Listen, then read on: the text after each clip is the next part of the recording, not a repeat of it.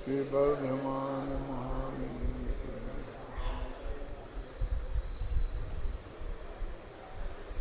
समय सारंगशीलन पृष्ठ 208 सबसे नीचे की दो पंक्ति। इन गाथाओं के भाव को का स्पष्टीकरण जयचंद जी छाबड़ा ने भावार्थ में इस प्रकार किया है। अज्ञानी के शुभाशुभ भावों में आत्मबुद्धि होने से उसके समस्त भाव अज्ञानमय ही हैं। अवरव दृष्टि ज्ञानी के यद्यपि चारित्र मोह के उदय होने पर क्रोधादिक भाव प्रवर्तते हैं, तथापि उनके उन भावों में आत्मबुद्धि नहीं है। वह उन्हें पर के निमित्त से उत्पन्न उपाधि मानता है। उसके क्रोधादि कर्म उदय में आकर खिर जाते हैं। वह भविष्य का ऐसा बंध नहीं करता कि जिससे संसार परिभ्रमण बढ़े, क्योंकि स्वयं उद्यमी होकर क्रोधादि भाव रूप परिणमता नहीं है। यद्यपि उदय की बलवत्ता से परिणमता है, तथापि ज्ञातृत्व का उल्लंघन करके परिणमता नहीं है। ज्ञानी का स्वामित्व निरंतर ज्ञान में ही वर्तता है, इसलिए वह क्रोधादिक भावों का अन्य ज्ञेयों की भांति ज्ञाता ही है, करता नहीं। इस प्रकार ज्ञानी के समस्त भाव ज्ञानमय ही हैं। सारा व्याख्यान विस्तार से हो चुका है। हम में ऐसी सामर्थ्य है कि जो परिणमन हम में हो रहा है, उस परिणमन में भी किसी परिणमन के हम स्वामी बने और किसी के स्वामी नहीं बने। ऐसी क्षमता हर एक में है। देखा ज्ञानी ज्ञानी लिखा ना, ज्ञानी नहीं परिणमता है, रागादि रूप ज्ञान रूप ही परिणमता है। तो ज्ञानी में हम तो ज्ञानी है नहीं, तो वो कहते ऐसी क्षमता है।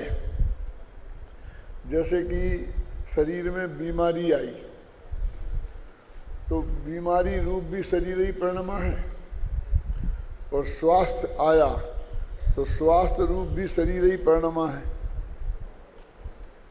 फिर भी स्वास्थ्य में हम अपना कर्तृत्व मानते हैं। मैंने व्यायाम किया, मैंने सावधानी रखी, मैंने समय पर दवाई ली, मैंने बद परहेजी नहीं की। और जब बीमार हो जाते हैं तो उनमें हम अपना स्वामित्व तो नहीं रखते हैं। बीमारी के हम स्वामी नहीं बनते, उसे हम अपना शरीर को अपना मानते हैं। शरीर में आए बुखार को अपना नहीं मानते, शरीर में उत्पन्न हुए फोड़े को अपना नहीं मानते, शरीर में उत्पन्न हुई खुजली को हम अपना नहीं मानते, और तो और शरीर में उत्पन्न हुए मलमूत्र को भी हम अपना नहीं मानते। जैसे जो किसी अपेक्षा से अपना ही है ना, लेकिन फिर भी हमारा इनमें एकत्व नहीं है। जिस चीज़ में एकत्व होता है उसके नाश करने का भाव कभी किसी को नहीं आ सकता। अभाव करने, नाश शब्द जरा अच्छा नहीं लगता है। भाव नाश करने मतलब अभाव करने का भाव नहीं आता। और जो चीज़ में हमारा अपनापन होता है, समझे ना, उसको हम रखने का भाव आता है। तो इसलिए बीमारी को हम निकालना चाहते हैं ना, फोड़े को हम निकालना चाहते हैं ना। तो जिसको निकालना चाहें उनमें अपनापन हो, तो उसमें सबसे बड़ी दिक्कत ये है कि जो चीज़ अपन अपनी है और अपन है, तो उसके नाश करने का तो मतलब है अपना ही नाश करना हो गया ना। क्यों? तो कोई भी आदमी अपना ही नाश क्यों करना चाहेगा? इसलिए उसे ये जानना बहुत ज़रूरी है कि ये चीज़ यद्यपि अपनी पर्याय में अभी दिखाई देती है, शरीर में है, लेकिन निकल जाने लायक है। और ये निकल जाएगी और शरीर पूरा स्वस्थ हो रहेगा। माने शरीर को उससे कोई हानि नहीं होगी। क्या ख्याल में है ना? ये इसको पक्का भरोसा रहता है, तभी उसको हटाने का ये उपाय करता है। यहाँ तक कि चीरा लगाता है तकलीफ भोग करके भी, मवाद को निकालने की कोशिश करता है। तो ऐसा भेद विज्ञान करने की आदत तो इसमें है ना, दोनों की एक सी पोजीशन है।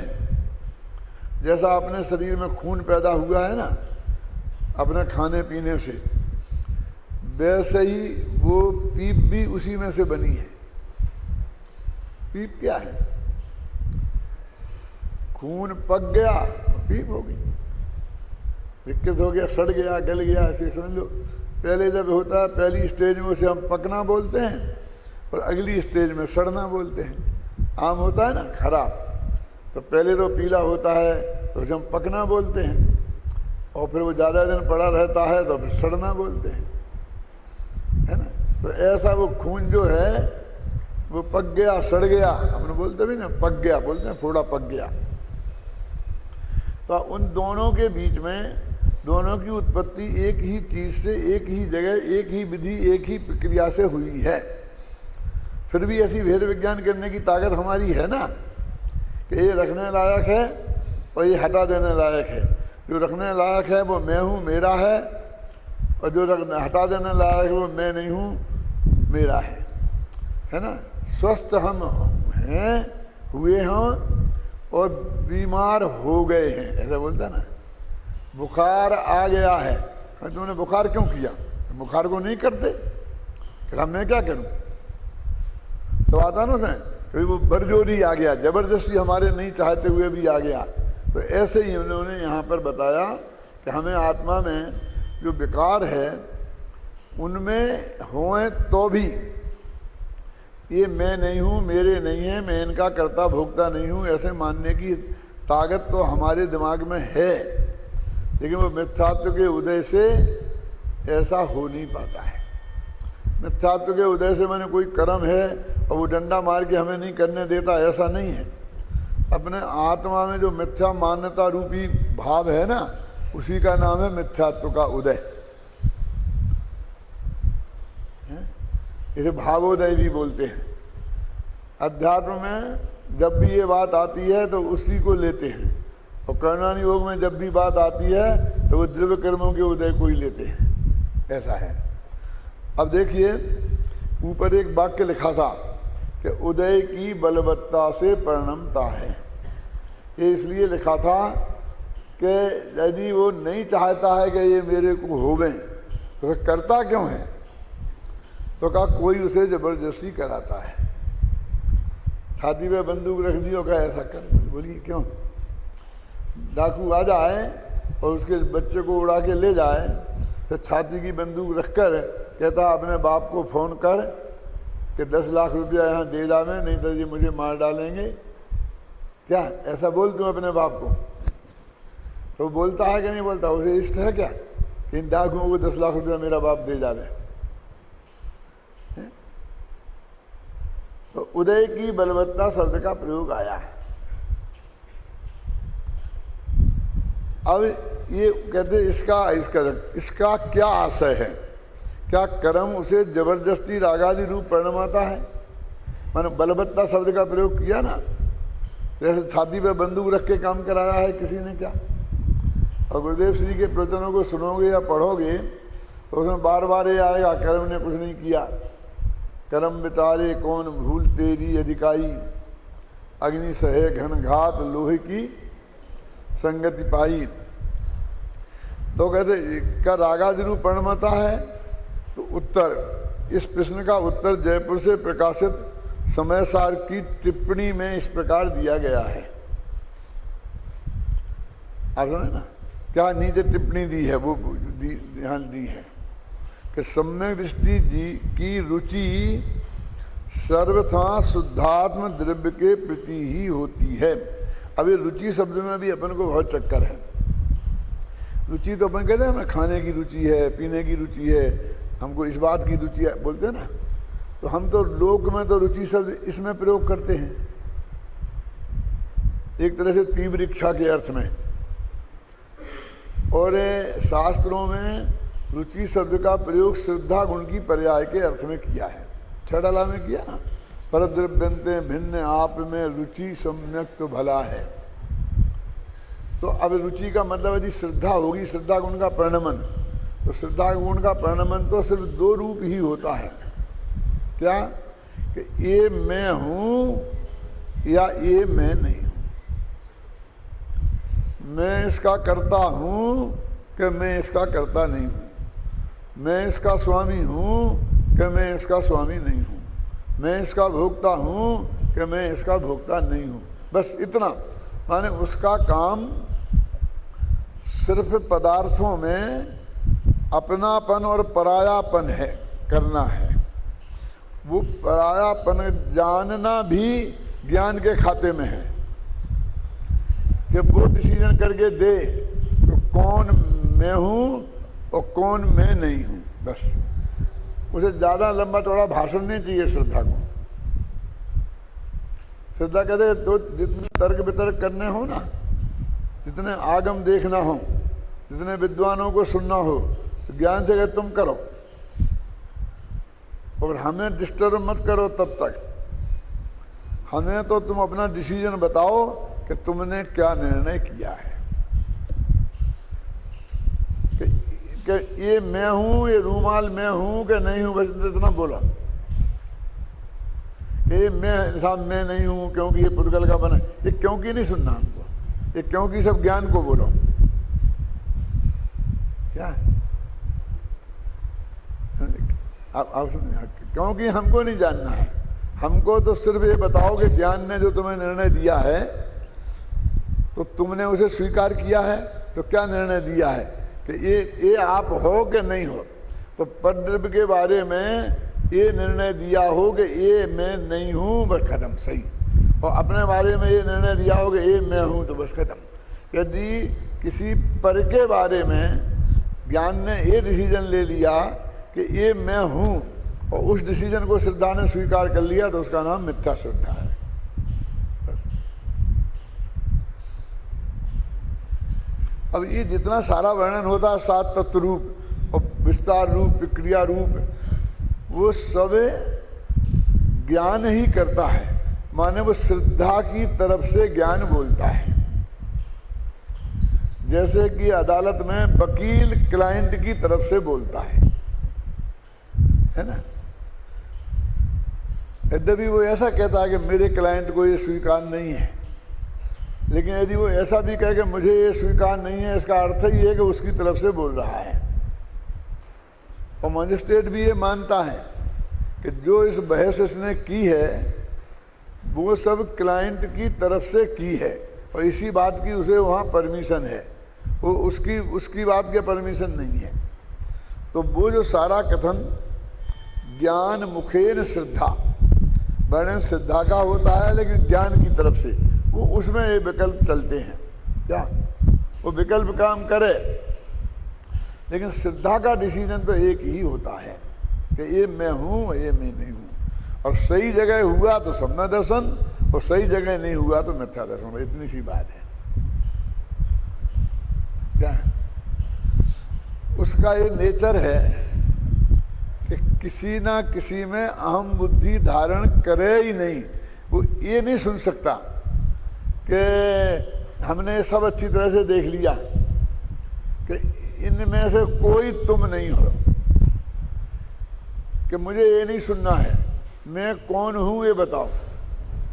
कभी उसका पता नहीं चला है।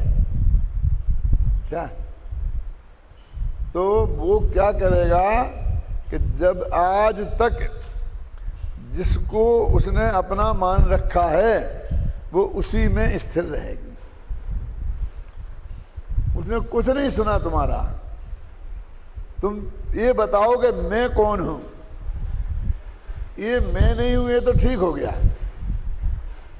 क्या आज तक उसने हमारे देह में अपनापन स्थापित कर रखा है, तो वो तुम चाहे इतना कहो कि राग भी मैं नहीं हूं, केवल ज्ञान भी मैं नहीं हूं, कितना ही कहो, लेकिन वो जब तक मैं कौन हूं ये नहीं बताया जाएगा उसे, तब तक वो आज तक जिसमें अपनापन स्थापित किए रखा है उसमें ही किए रखेगा।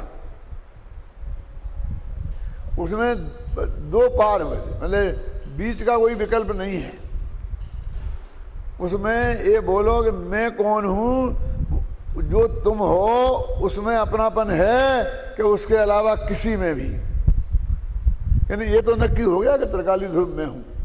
अब इन बारे में जरा विचार चल रहा है कि इनमें कौन अपने हैं और कौन अपने नहीं हैं। तो ये इस फैसले को वो नहीं मानता है। तुम तो मेरे पास पक्का निर्णय कर लो तब आना। क्या श्रद्धा का काम ये है, बस खत्म। तो वो ये कहते हैं कि क्या दिया उसमें, देखो, सम्यक दृष्टि की रुचि माने वही श्रद्धा सर्वदा शुद्धात्म द्रव्य के प्रति ही होती है। एक और समझ लेना, किसी परद्रव्य को भी वो अपना मानेगी, परद्रव्य में भी अपनापन करेगी तो उसे मैं रूप ही मानेगी। क्या ये मेरा जैसा है ऐसे नहीं चलेगा। और ये बहुत समझना कठिन नहीं है। एक सती है, अब वो पति में ही उसका पतिपना है। अब मान लो, शास्त्र का उदाहरण देता हूं, तारा का नाम सुना है? सुग्रीव की पत्नी तारा, पद्म पुराण पढ़ा हो तो, है ना? सुग्रीव की पत्नी तारा, और वो सती थी। तो बाली उसे बहुत चाहता था, उसका जेठ, ख्याल में है ना, लेकिन वो किसी कीमत पर उसे स्वीकार करने को तैयार नहीं थी। एक विद्याधर के बारे में आता है कि एक विद्याधर था, वो उसे मुग्ध हो गया। तो उसने क्या किया कि बिल्कुल सुग्रीव जैसा रूप बनाया और वो तारा के पास गया।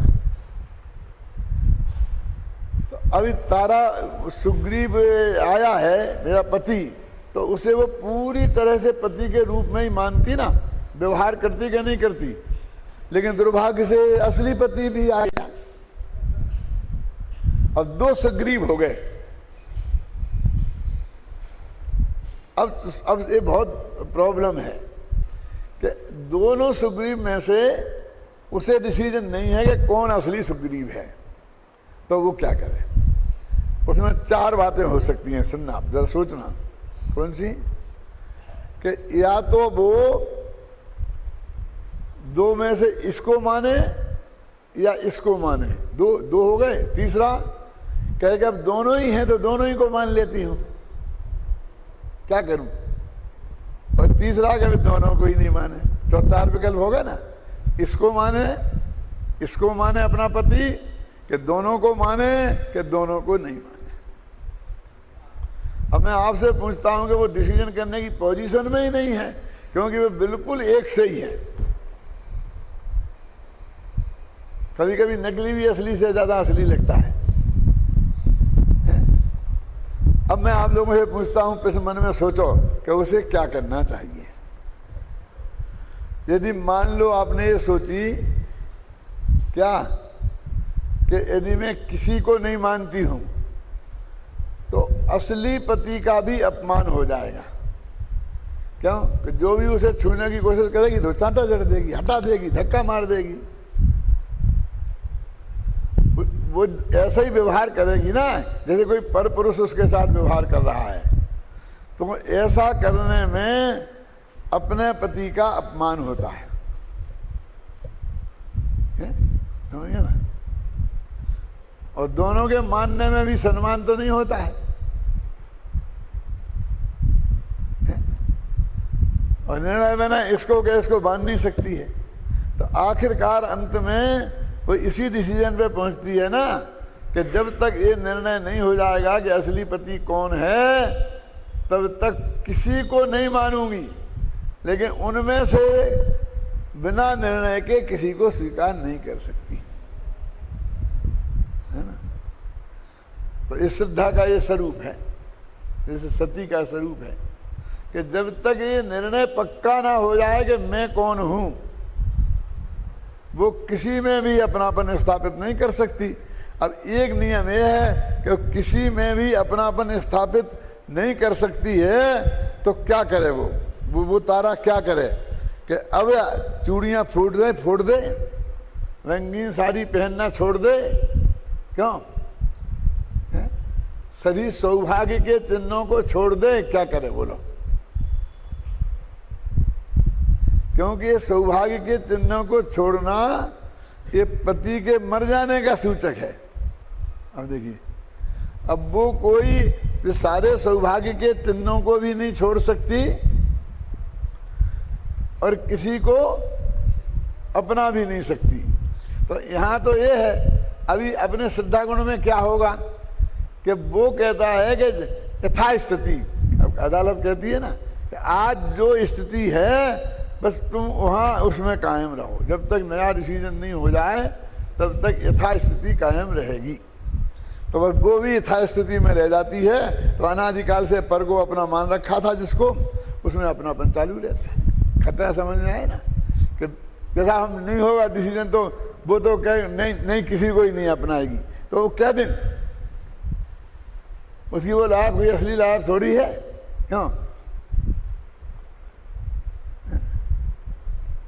ऐसी श्रद्धा क्या करेगी? क्योंकि किसी में अपनापन स्थापित किए बिना रह ही नहीं सकती एक सेकंड भी। श्रद्धा गुण का की पर्याय है और वो किसी में प्रति समय अपनापन स्थापित करे ही करे। ये बात कहाँ लिखी है? मोक्ष मार्ग प्रकाशक के 76वें पेज पर नीचे से 5वीं लाइन।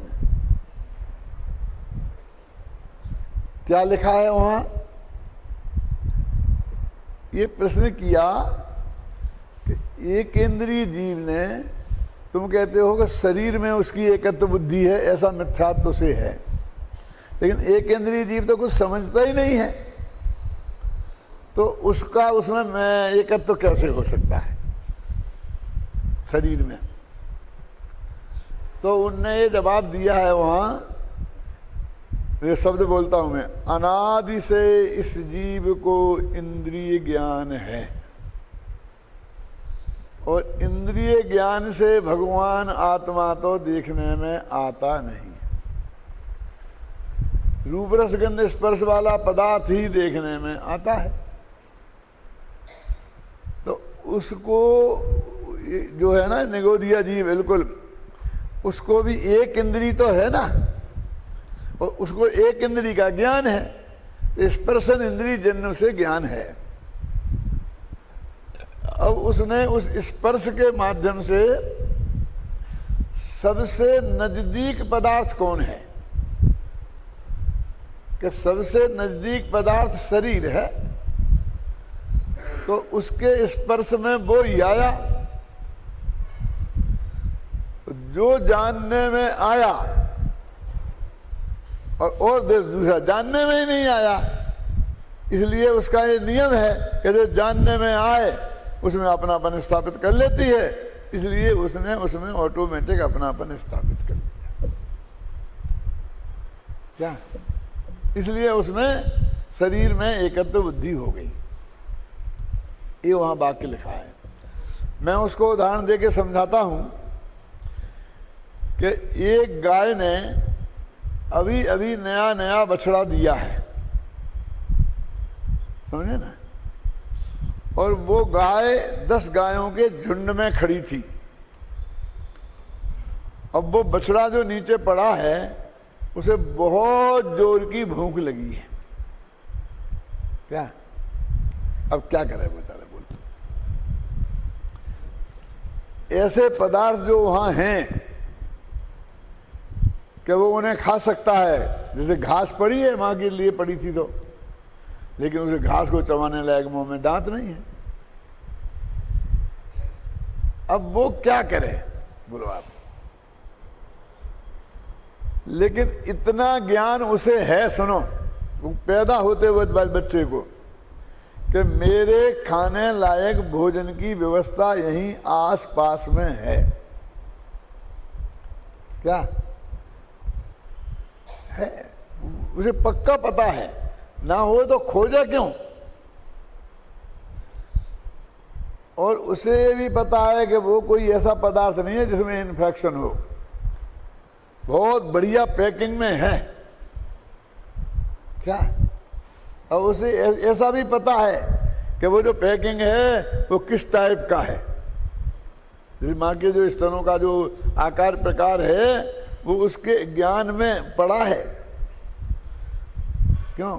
वो इतना भी पड़ा है कि ये जो गाय नाम की जो मेरी माँ प्राणी है उसकी 2 टांगों के बीच में वो जगह है कि जहां वो है। देखो क्या प्रमाण है इस बात का, क्योंकि जब भी वो जाता है माँ के पास दूध पीने के लिए तो वो टांगों के बीच में ही मुंह मारता है। इतना पक्का पता नहीं कि अगली टांग होंगी कि पिछली टांग होंगी, तो कभी कभी अगली टांगों के बीच में मुंह मारने लगता है। तो जो मालिक होता है गाय का वो बच्चे को हेल्प करने के लिए उसे वहां से हटाने की कोशिश करता है। तो बछड़ा तो तीव्र विरोध करता ही है, लेकिन गाय भी विरोध करती है। गाय क्यों विरोध करती है? वो कहती है तेरे सहयोग की जरूरत नहीं, तू दूर खड़ा रहे। तो तू बता कि नहीं मेरे सहयोग की जरूरत भी नहीं, उसे सब पता है, खोज लेगा वो। थोड़ी देर यहाँ मुंह मारेगा और नहीं मिलेगा तो यहाँ वहाँ भटक भटकू के पीछे जाएगा और सही स्थान पे पहुंच जाएगा, वो माँ का दूध पी लेगा। उस गाय को भी इतना पता है, इसलिए दूसरे को हस्तक्षेप नहीं करने देती और बछड़ा भी नहीं करने देता। अब एक प्रॉब्लम है जो आपको सुलझानी है, सोचना कि वो 10 गायें खड़ी हैं, वो बछड़ा अपनी माँ को पहचानता नहीं है, क्योंकि आज तक उसने अपनी माँ को देखा नहीं था। माँ के पेट में था लेकिन शक्ल नहीं देखी थी, वो पहचान नहीं सकता है, लेकिन मोटा मोटा आइडिया है उसे। क्यों? क्योंकि वो जाकर किसी आदमी के पास, ऊंट के पास, हाथी के पास नहीं जाता है, समझे? वो जो खोजता है अपना भोजन वो उसी गाय नामक प्राणियों में ही खोजता है। तो है ना इतना ज्ञान। देखिए आप समझते बिल्कुल अबोध है, बिल्कुल अबोध है, कुछ नहीं जानता, कुछ नहीं जानता। देखो मतलब की बात कितनी जानता है, देखो है? सोचा आपने कभी कि कितना जानता है वो? अब ये समस्या है कि इन 10 गायों में उसकी माँ कौन है। अब आप बताओ क्या करे वो उसके लिए। इसके लिए उसे खोजना है तो कोई सूत्र आपके पास हो कि आप बता देंगे कि नहीं नहीं आपकी नहीं सुनना है, आपका सहयोग नहीं चाहिए। क्या सहयोग का तो माँ भी विरोध करती है और बेटा भी विरोध करता है। तो कहते उसमें क्या है, वो खोज लेता है ना किसमें है कि इतना उसके शरीर में इतना गंदा पदार्थ लिपटा है, समझे ना, जब माँ के पेट से पैदा हुआ है। और कोई भी आदमी उसे छूना पसंद नहीं करता है। वो जिस गाय के पास जाएगा वो गाय उसे धक्का मार के भगा देती है, समझे ना। वो उसको बिल्कुल भी अपनाती नहीं है। आज की भाषा में कहें तो घास नहीं डालती है। क्यों?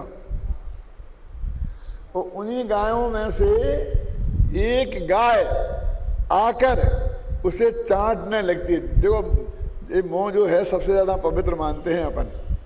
कोई अभक्ष पदार्थ हो ना तो जो आप नहीं खाते हो तो वो आपके हाथ में छू जाए तो आपको इतना वो नहीं होता है कुछ।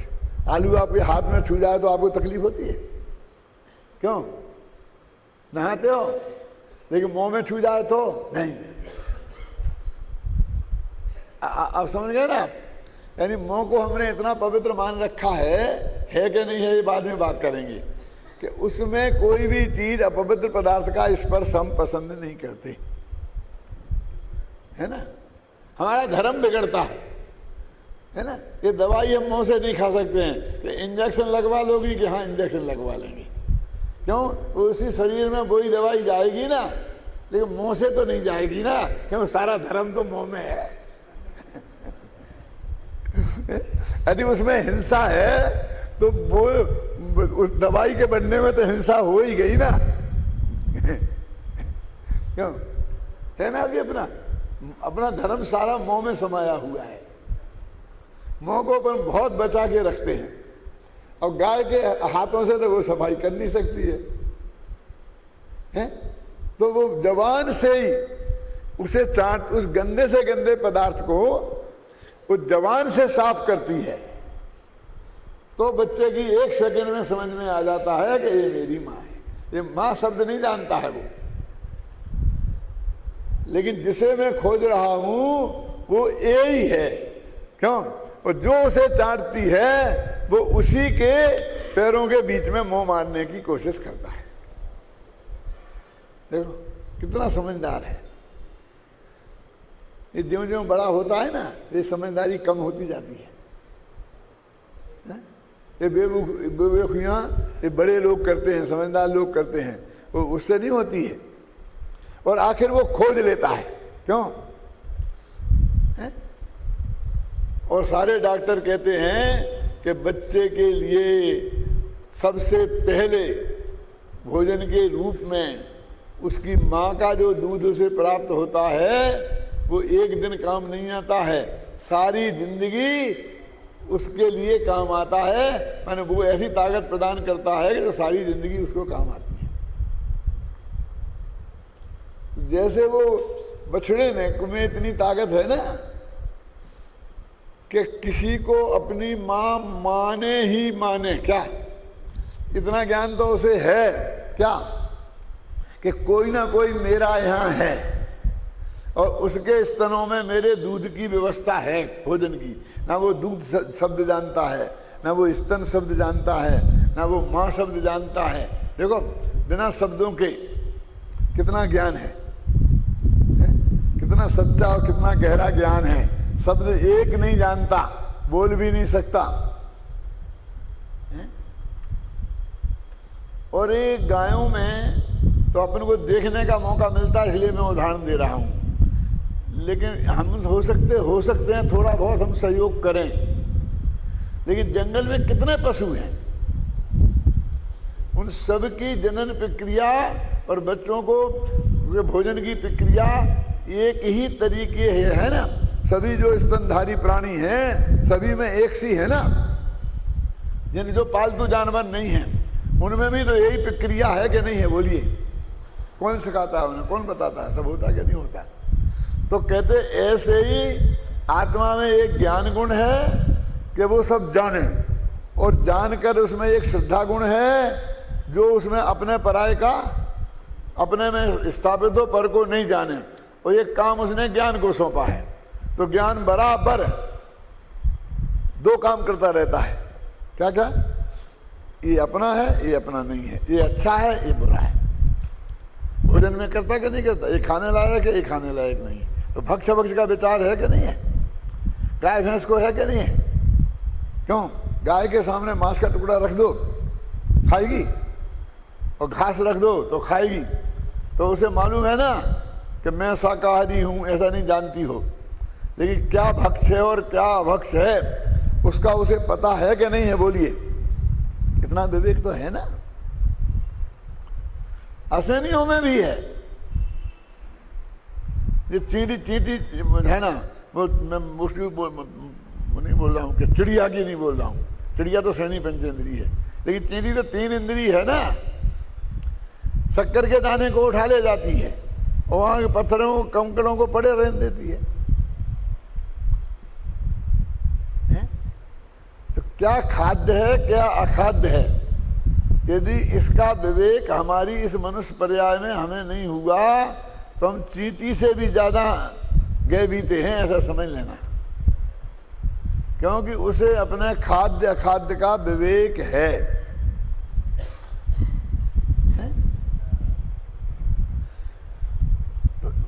तो इस श्रद्धा गुण को ऐसा कोई नहीं जानता है। सत्ता सिद्धानंद सम्मत दर्शन था, 7 तत्व की श्रद्धा, फिर ये और वो लंबा लंबा, फिर देव शास्त्र गुरु की श्रद्धा, फिर इतनी श्रद्धाएं घुसड़ जाती हैं कि वो कहते कि असली श्रद्धा त्रिकालीद्र भगवान आत्मा मैं हूँ, उसका दूर दूर तक ही पता नहीं चलता है, हैं? अभी पूरी एक किताब लिख दें सम्यक दर्शन पर, लेकिन ये त्रिकालीद्र भगवान आत्मा ये मैं हूँ ऐसा उसका नाम सम्यक दर्शन है, एक अक्षर ही नहीं आएगा। वो तत्वासूत्र आएगा, रत्न सबकाचार आएगा, फिर और शास्त्र आएंगे, धवल आ जाएगा, महाधवल आ जाएगा, और बराबर करते करते करते बहुत आएंगे अंत तक, लेकिन अंत में ये बात उनको पता नहीं है, क्या करें। कभी कभी ऐसा आश्चर्य होता ना है? पंचतंत्र में ऐसी बहुत मजाक उड़ाई थी। पंचतंत्र किताब पढ़ी किसी ने? आजकल तो कोर्स में नहीं है ना।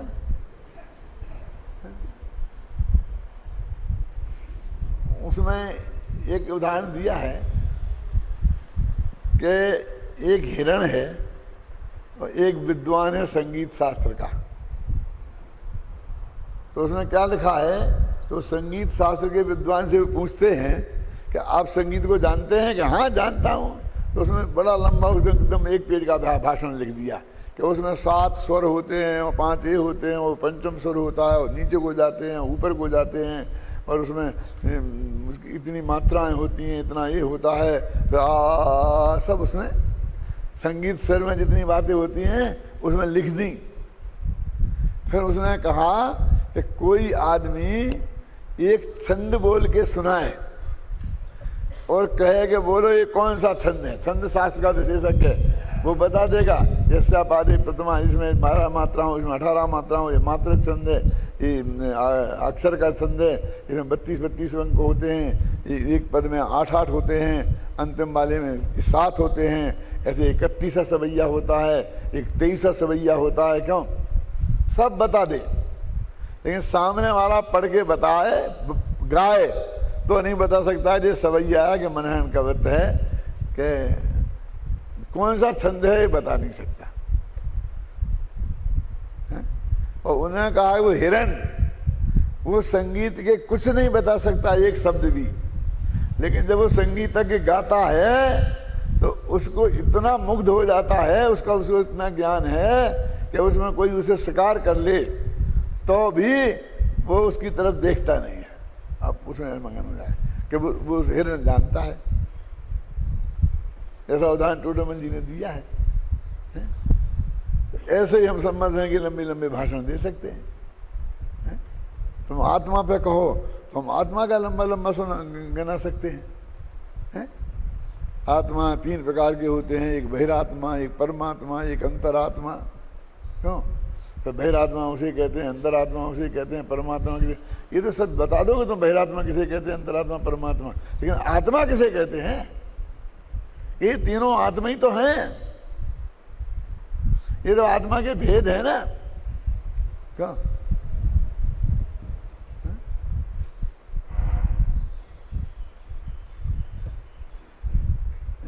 बोलो, पाप किसे कहते हैं?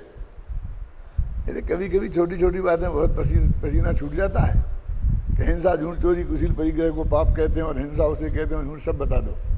जब हमने वो बालबुद्ध पाठमाला भाग 2 लिखना शुरू की तो पाप वाला पाठ लिखना क्या पाप वाला पाठ लिखना था, तो सब सारे पाप तो आ गए, लेकिन पाप किसे कहते हैं ये नहीं है। अब कोई जगह बताओ, कोई निकालो कौन से शास्त्र में लिखा है पाप किसे कहते हैं। शांति जी दौड़ाओ दिमाग, जितने आपने शास्त्र पढ़े हैं। आखिरकार कहीं नहीं मिला तो आखिरकार ये है कि भाई बुरे काम को पाप कहते हैं। ये कोई परिभाषा थोड़ी हुई, लेकिन अब करें क्या बताओ? इसमें तो शास्त्र तो कोई बोलता ही नहीं कुछ, क्या करें? वैयाकरण के पास गए, पातीति आत्मानमिति पापम, जो आत्मा को गिराए उसे पाप कहते हैं। अब क्या गिराए, कैसा गिराए, आत्मा क्या, किसको गिराना, कैसे गिराना? क्यों? तो सब पाप करते हैं, सब पापों के भेद गिना सकते हैं, पापों पर लंबा व्याख्यान दे सकते हैं, लेकिन पाप क्या है? कसाएं 4 होती हैं। मेरे कहने का मतलब ये है कि ऐसा ऐसा बहुत है। संस्कृत दास जी यहाँ बहुत बड़े विद्वान थे, संस्कृत कॉलेज के प्रिंसिपल रहे बहुत दिनों तक, बहुत ही उच्च कोटि के विद्वान थे। तो जब मैं पीएचडी कर रहा था तो मैंने अपने ग्रंथ का नाम रखा था कि पंडित टोडरमल व्यक्तित्व और कृतित्व। तो मेरे प्रोफेसर ने कहा कि ये गलत है मिस्टर भारल। क्यों? कि कृति शब्द तो स्वयं भाववाचक है, उसमें तो प्रत्यय लगा ही नहीं सकता। तो अब समझ आना आपके क्या? कृति तो कृतित्व कैसे हो सकता है? कीर्ति तो खुद ही भाव है, तो प्रत्यय लगा के तो हम भाववाची बनाते हैं। तो उन्होंने सुधार कर दिया कि पंडित टोडरमल व्यक्तित्व और कर्तृत्व। अब यहाँ एक पंडित थे, पंडित कस्तूरचंद जी कासरीवाल, तो वो भी बहुत अपने को बहुत बड़ा विद्वान मानते हैं, चंद्रसूरदास जी के शिष्य थे। तो वे कृतित्व ही लिखते थे, उनने जो किताबें लिखी थी कृतित्व ही कृतित्व। अब वो कृतित्व कहें और हमारे वो डॉक्टर साहब कर्तृत्व कहें, अब नाम में ही झगड़ा पड़ रहा है। तो हम कहा चंद्रसूरदास जी सबसे बड़े विद्वान हैं, तो अपन उनके पास चलो, उनसे पूछेंगे। तो मैं गया, तो वो अपने कॉलेज से घर जा रहे थे, लंगड़े थे बिल्कुल, लाठी ले लेके मुश्किल मुश्किल चलते थे, और घर भी ऐसा पास में ही था। तो मुझे रास्ते में ही मिल गए। तो मैंने कहा पंडित जी आपके पास आया हूँ। बोलो बोलो क्या है, बोलो बोलो। कि साहब जरा थोड़ा पूछना है। बोलो ना। वहीं खड़े खड़े, अब बेचारे लंगड़े आदमी बीच मार्केट में खड़े और कहें बोलो। तो मैंने उन्हें बताया कि ये झगड़ा है, कस्तूरचंद जी ये कहते हैं, हमारे डॉक्टर DK जैन जो गाइड हैं वो ये कहते हैं। क्या मैं जो बात सुनाना चाहता हूँ वो बहुत मरम की है। तो बोले एक कर्तव्य तो सही है ना। तो मैंने कहा कस्तूरचंद जी से कहा, तो वो कहते हैं हम डिक्शनरी में निकाल के बताते हैं कि डिक्शनरी में कृतित्व तो लिखा है। आप समझे ना। तो उन्हें छूटते ही कहा, जो बताता हूँ वो वाक्य के सुना कि डिक्शनरी लिखने वाले क्या मूर्ख नहीं होते हैं क्या। अब समझो डिक्शनरी लिखने वाले शब्दों का कितना अधिक ज्ञान इसको होगा जो पूरी डिक्शनरी लिख दे। क्या कि डिक्शनरी लिखने वाले क्या मूर्ख नहीं होते हैं। और उनने भी ये कहा कि कीर्ति शब्द स्वयं भाववाची है, उसमें तो प्रत्यय लगा ही नहीं सकता, और उन्हीं के से जिंदगी भर लगाते रहे, उनकी नहीं सुनी। बोलो क्या करें। कर्तृत्व, अब कर्तृत्व तो कैसे हो सकता है, तो प्रत्यय तो कर्ता, तो कर्त्री कर्ती ये शब्द है, उसमें तो प्रत्यय लगा तो भाववाची बना कि उन्होंने क्या किया, वो क्या कार्य, उनका कार्य। तो ये कर्तृत्व सही है शब्द, कृतित्व सही नहीं है। लेकिन कहाँ कौन है, किसको पता है कितने लोग हैं। एक धारा चल पड़ती है, चलती रहती है खत्म। अब क्या कितने लोगों को समझाओ, और जितने लोगों ने हमको बताया उन लोगों को पूरी कहानी सुनानी पड़ती है कि भैया हमने तो इस तरह से देख देख करके निर्णय करके लिखा है। समझे ना कितना फर्क पड़ता है। ये बताऊं मैं आपको मैं कि जब हम सोचते नहीं है। तो जैसे मैंने एक दिन और बताया था ना कि कृपा शब्द के साथ आलुच प्रत्यय नहीं लगता है, इसलिए कृपालु हो ही नहीं सकता है। लेकिन गुजरातियों को समझा के तुम परेशान हो जाओ, ये मानेंगे। ये कौन श्रीमद के जितने भगत हैं वे सब कृपालु देव, और उसी वजह से गुरुदेव को भी कृपालु देव मुमुक्षु भी कहने लग गए। मैंने बहुत से मुमुक्षुओं को बहुत समझाने की कोशिश की क्या, लेकिन वो गुरुदेव ने कहीं लिखा होता तो 1 सेकंड में मान लेते हैं क्या। अब वो सब भैया कहना तो क्यों नहीं लिख सकता, तो व्याकरण चालों से पूछो क्यों नहीं लिख सकता। आप कहते व्याकरण उन्होंने जो नियम बताया है व्याकरण कहाँ है, आप समझ रहे ना वो उनसे पूछो। लेकिन व्याकरण का ये नियम नहीं है, ये बताओ व्याकरण में ये नियम है। हमने तो लक्ष्मीनाथ कौमुदी पढ़ी थी 10 साल की उम्र में, तब से हमें मालूम है क्या। तुम लोग तो 16 वर्ष की उम्र के बाद पढ़ते हो, मैट्रिक करके आते हो। हम तो पहली क्लास पास नहीं थे तब हमने लक्ष्मीनाथ कौमुदी पढ़ी थी। चलो उदय की बलवत्ता चल रही ना। सब में दृष्टि की रुचि सर्वथा शुद्धात्म द्रव्य के प्रति ही होती है, उसको कभी राग द्वेष आदि भावों की रुचि नहीं होती, माने अपनापन नहीं होता उसमें। आप समझे ना, वो शुद्धात्म द्रव्य में ही अपनापन होता है। रुचि का अर्थ कर रहा हूं मैं आपको। इतनी देर तक आपको इतनी मेहनत करी है, वो इसके लिए इतनी लंबी चौड़ी रामायण सुनाई है। उसको तो राग द्वेष आदि भाव होते हैं, उसको जो राग द्वेष आदि भाव होते हैं वे भाव यद्यपि उसकी स्वयं की निर्बलता से ही एवं उसके स्वयं के अपराध से ही होते हैं। ये जो कर्म की बलवत्ता को ऊपर क्या प्रश्न था, उदय की बलवत्ता है ना, फिर भी वे रुचि पूर्वक नहीं होते। अब हम कहें पूरी इच्छा उनकी उनको पूरी होती, बिना इच्छा के नहीं होते। अरे इच्छा के नहीं होते क्या है, उसका इच्छा ही का नाम वेद है, राग द्वेष का नाम ही इच्छा है। राग द्वेष के अलावा और इच्छा है क्या? अब इच्छा और रुचि का भेद हम नहीं समझ पाते कि बिना रुचि के नहीं होते, लिखते कैसे हो सकता है भैया? तो कहते वो समझ रहे बिना इच्छा के होते होंगे, बिना इच्छा के तो कैसे हो सकते हैं? अभी उदाहरण जो मेरे दिमाग में आ रहा है जरा बहुत अच्छा नहीं है, इसलिए मैं नहीं बोलता हूँ, लेकिन दूसरा बोलता हूँ जो ज़्यादा स्पष्ट नहीं है, लेकिन बोलता हूँ कि आपको गुस्सा आता है तो गुस्सा आने से शरीर में कुछ ऐसे ग्लैंड्स हैं कि जो वो रस छोड़ते हैं और खून में जब वो रस जाता है तो खून में उत्तेजना आती है। उत्तेजना आती है तो आपके हाथ पैरों में जकड़न और मजबूती आ जाती है कि फिर आप किसी से लड़ सको, ऐसा मुक्का मार सको। ऐसे ऐसे इस हाथ में दम नहीं है, ऐसा मुक्का मार दोगे तो हाथ की उंगलियां में दर्द हो जाएगा, टूट जाएगा। वो जो क्रोध आना चाहिए पहले, फिर वो पदार्थ झरना चाहिए, समझ गए ना, फिर उसमें वो ताकत आनी चाहिए, तब मारोगे तब होता है। तो ऐसे ही हर एक में, ऐसे ही स्पर्शन इंद्रिय के विषय में, रसना इंद्रिय के विषय में अब लगाना अपना दिमाग। खाने में भी ऐसा नहीं चलता दादा, आपको खाने की पहले इच्छा होनी चाहिए, उसका थोड़ा सा वो आना चाहिए, फिर मुंह में लार आती है, फिर आप खाओगे तो वो लार में मिलके फिर आप चबा सकते हो, नहीं रूखे रूखे में आपको नहीं चबा सकता। ऐसा नहीं है कि आपको उसकी इच्छा नहीं हो जब इसलिए आप मुंह में डाल दिए, नहीं नहीं नहीं नहीं निकल सकता। हर एक में एक रासायनिक प्रक्रिया होती है, इसलिए खाने के पहले हमारा उपयोग खाने में ही रहना चाहिए, 5-10 मिनट पहले से, तो ही खाना ढंग से खाया जाएगा, ढंग से पचेगा। डॉक्टर लोग भी ये कहते हैं।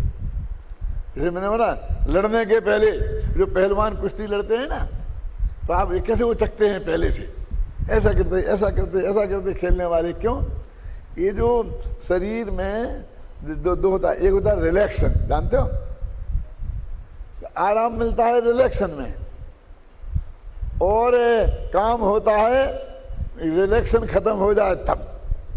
वो पहलवान कुश्ती तब लड़ सकता है कि जब उसकी जो मसलें हैं ना, जो जब ढीली पड़ी होती हैं तो अपने जैसे ही हाथ होते हैं, कोई ज़्यादा मोटे ताजे नहीं होते, और जब वो ऐसा कर करा करके ऐसा कर करा ये करता है तो एकदम उसे डबल मोटे हो जाते हैं।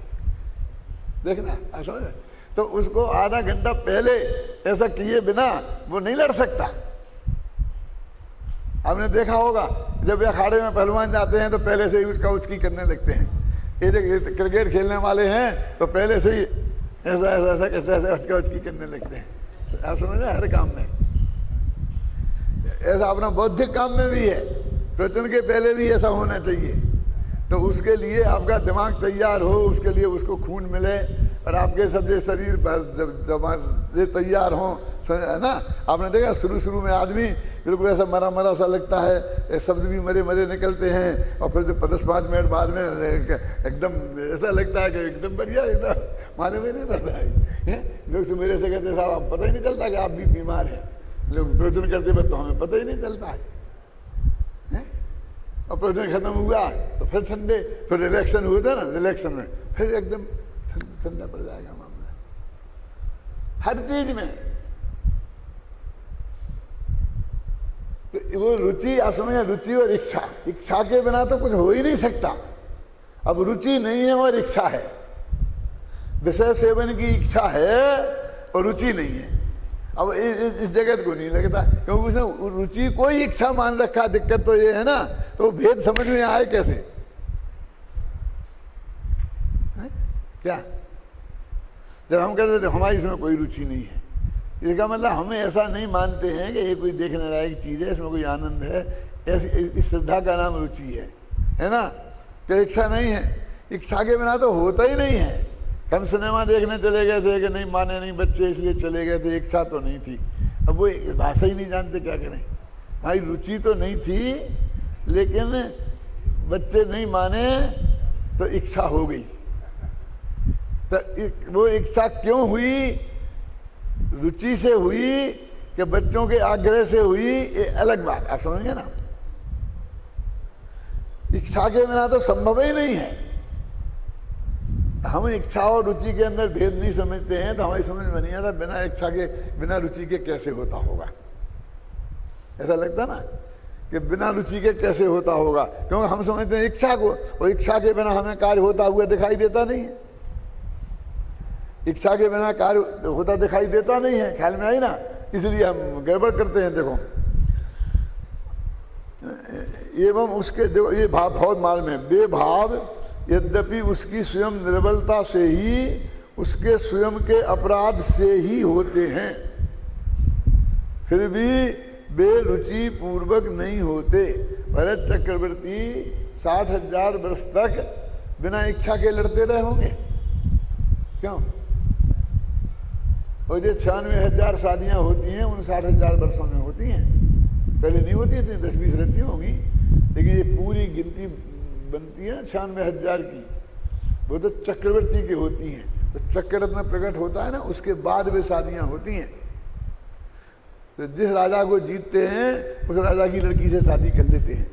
32,000 मुकुटबद्ध राजा होते हैं ना, उनके अंदर में, तो उनमें जो 96,000 में 32,000 लड़कियां तो मिलेच्छ राजाओं की होती हैं।